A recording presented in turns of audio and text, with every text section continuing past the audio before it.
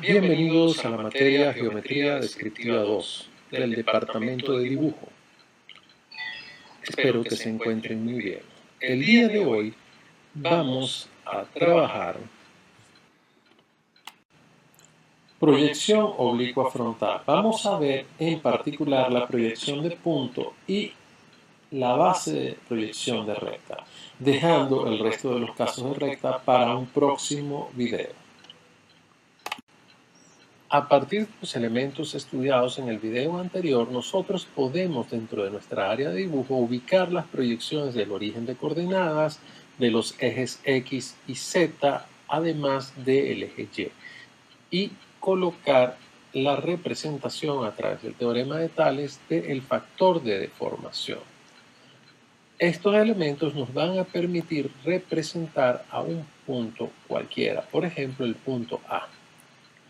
Para ello, ¿qué debemos hacer? Lo primero es lograr la medición del vuelo deformado. Para ello, en una dirección de una recta que ya tengamos y que pase por el origen de coordenadas, podemos medir en escala el vuelo del punto A.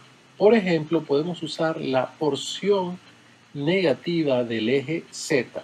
También en ocasiones se utiliza la porción negativa o la positiva del eje X e incluso también la porción positiva del eje Z. Sin embargo, como en la mayoría de los casos vamos a utilizar proyecciones donde el eje Y va a estar en la parte inferior de la hoja con respecto al eje X, porque vamos a usar ángulos omega entre 0 y 180 grados, es decir, vamos a ver el objeto desde arriba. Entonces resulta más cómodo utilizar la porción negativa del eje Z.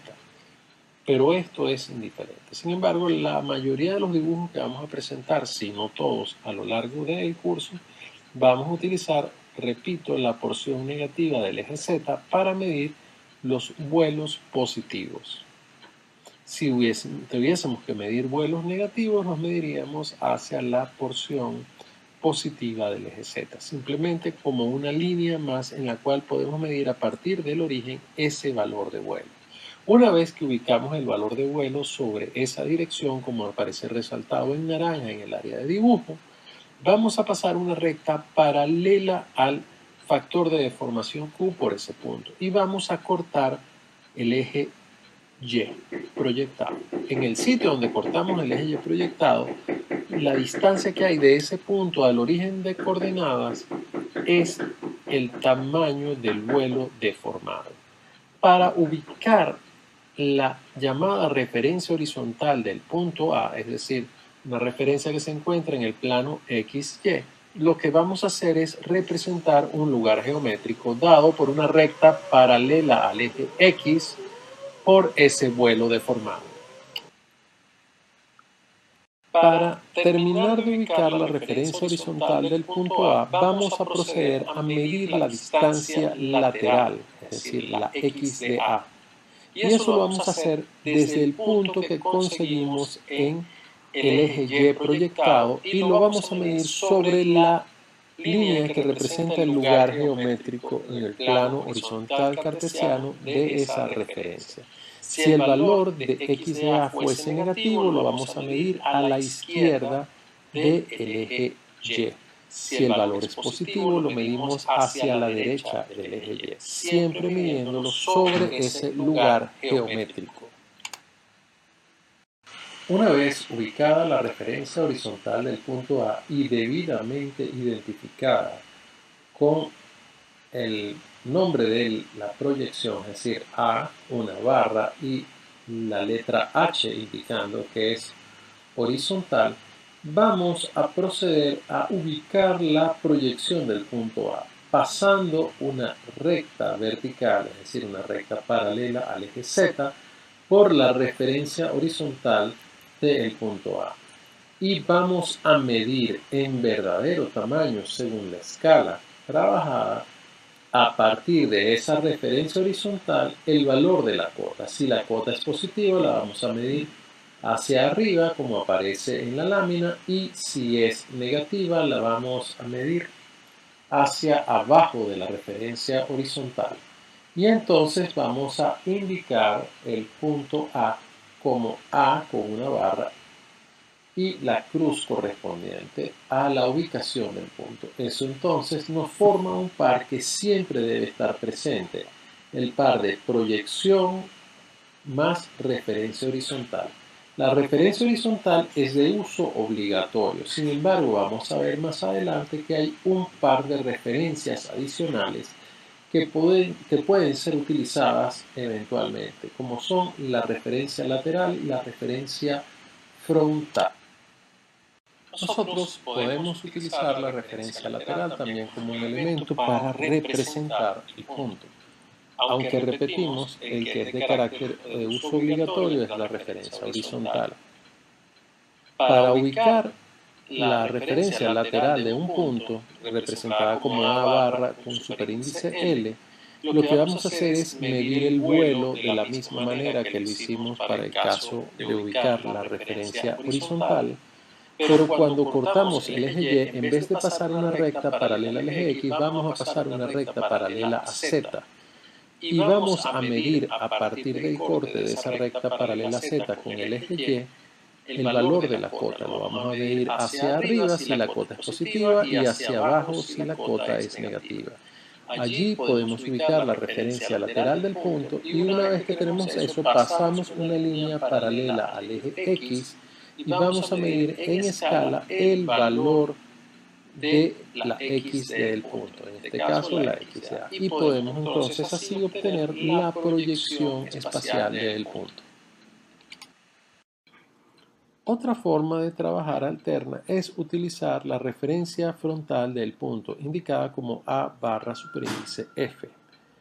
Esta referencia frontal se consigue utilizando los datos de la distancia lateral y de la cota del punto A, medidos directamente sobre los ejes X y Z y pasando paralelas a X y a Z por esos puntos.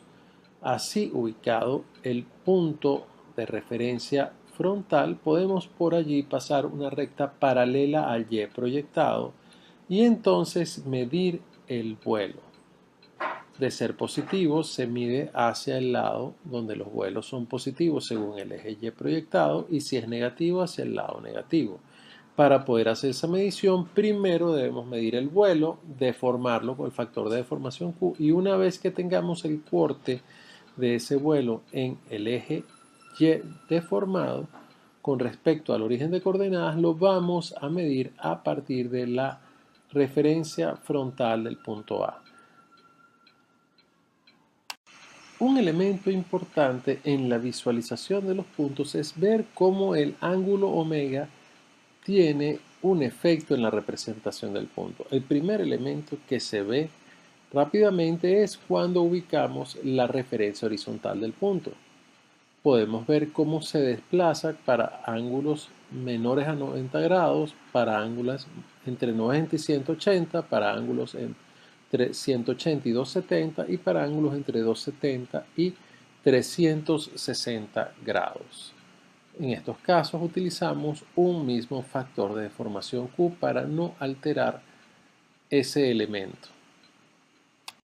Al incorporar la cota en la representación del punto, podemos entonces ubicar la proyección del punto A. Como podemos ver, nuevamente el efecto del ángulo omega es semejante al que ocurre con la referencia horizontal. Al saber representar un punto, representar una recta es tan sencillo como ocurría en doble proyección ortogonal, es decir, basta con que ubiquemos en proyección dos puntos. En este caso, la ubicación de esos puntos, recordemos que está determinada por la referencia horizontal y la proyección, de modo tal que la recta va a estar representada también por su referencia y su proyección. Si por ejemplo tenemos una recta dada por los puntos 1 y 2, entonces vamos a colocar en proyección esos puntos 1 y 2.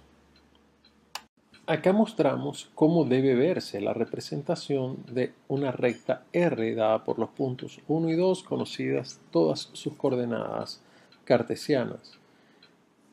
la proyección espacial siempre debe verse un poco más oscura que la referencia horizontal, ya que es la proyección que nos interesa. Esa proyección se debe conseguir de la misma forma, así utilicemos la referencia lateral o la referencia frontal. Es decir, la proyección no va a cambiar una vez que esté fijado la posición del origen de coordenadas, el ángulo omega, es decir, la dirección de los ángulos de proyección, y el factor de deformación Q, que sabemos que depende del ángulo de incidencia. Y de hecho, aquí en esta misma lámina podemos ver el efecto del cambio del ángulo de incidencia a través de factores de deformación distintos para cada uno de los casos. Ese cambio en el factor de deformación hace que haya pequeños cambios en la posición de la recta. Claro, esto es porque estamos trabajando en un rango de factores de deformación que va incluyendo un medio hasta la unidad sin incluirla. Un efecto que se nota más es el efecto que genera el ángulo con el cual se proyectan los rayos de proyección. Aquí estamos utilizando un ángulo de 120 grados. Y acá podemos ver la diferencia de llevar ese ángulo a los 150 grados. La recta luce de una manera muy distinta, pero es que también el eje Y luce de una manera muy distinta. Y estos dos casos han sido hechos utilizando el mismo valor del factor de deformación, es decir, el mismo Q. Ahora vamos a mostrar un par de casos interesantes. En el primero de ellos tenemos rectas donde todos los puntos de esa recta en referencia horizontal coinciden y por lo tanto la referencia horizontal de la recta se ve como un punto. En tanto que esos puntos todos se encuentran sobre una línea paralela al eje Z en su proyección espacial. Por lo tanto, la proyección espacial de la recta es paralela al eje Z. Esta recta, por lo tanto, se denomina recta paralela al eje Z y era una recta que ustedes en descriptiva 1, en doble proyección ortogonal, la conocían como recta de pie. Esta recta tiene entonces como principal característica que todas las referencias horizontales coinciden, pero por otro lado vemos que las proyecciones espaciales de los puntos de esas rectas nos dan una información muy interesante. Tenemos puntos como el punto C, que al ser un punto de cota cero, su proyección y su referencia horizontal coinciden. Tenemos puntos como el B, cuya proyección se encuentra por debajo de la referencia horizontal, por lo que sabemos que puntos como B son puntos de cota negativa. Y tenemos puntos como el punto A, que están por encima de la referencia horizontal y por lo tanto son puntos de cota positiva. El segundo caso que presentamos es una recta muy particular. Es una recta donde todos sus puntos y la misma recta se proyectan como un único punto. A en el espacio, B en el espacio, C en el espacio y R en el espacio se proyectan como un punto, en tanto que las proyecciones de los puntos de esa recta forman una línea que se ve en proyección paralela al eje Z. Pero es que se ve, recuerden que eso es una referencia horizontal y esa referencia pertenece al plano XZ, por lo tanto no tiene nada que ver con una recta que realmente sea paralela a Z. Esta recta, para que se dé, se debe dar unas condiciones tal que el ángulo omega haga que la referencia horizontal se vea paralela a Z. Cualquier otro ángulo omega va a dejar de verse esta recta, al menos con esos datos, de esa manera. Tendrían que haber unos datos distintos para que la recta se vea de esa forma.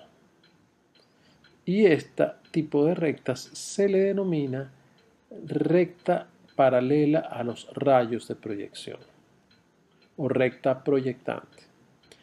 En el sistema oblicuo frontal, las rectas proyectantes no tienen mayor utilidad.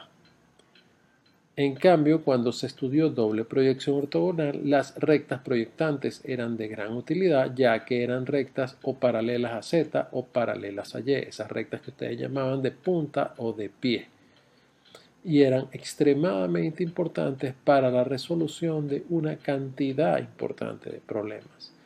Aquí esta recta simplemente no es más que una curiosidad que se da bajo ciertas condiciones y que rara vez aparece en el sistema. Bueno, muchachos, hasta aquí llegan las clases de esta primera semana de actividades, donde esencialmente lo que hicimos fue ver cómo íbamos a trabajar, cómo iba a ser el sistema de evaluación y además empezamos a conocer el sistema de proyección oblicua frontal. Pueden investigar un poco más acerca de esto en los libros como el del Harry Ossers, de estudio de la geometría descriptiva, o en el libro de Francisco Izquierdo Asensi de geometría descriptiva, o cualquier libro de geometría descriptiva que ustedes busquen, el sistema de proyección oblicuo frontal.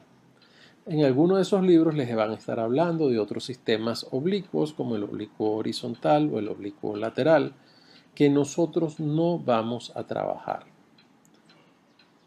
La próxima clase vamos a profundizar en la parte de rectas. Vamos a trabajar con rectas particulares más allá de la recta paralela a Z que vimos el día de hoy. Y no volveremos a tocar en ningún momento esta recta proyectante ya que es algo muy particular, sin embargo era bueno saber de ella. Vamos a medir sobre las rectas que podamos.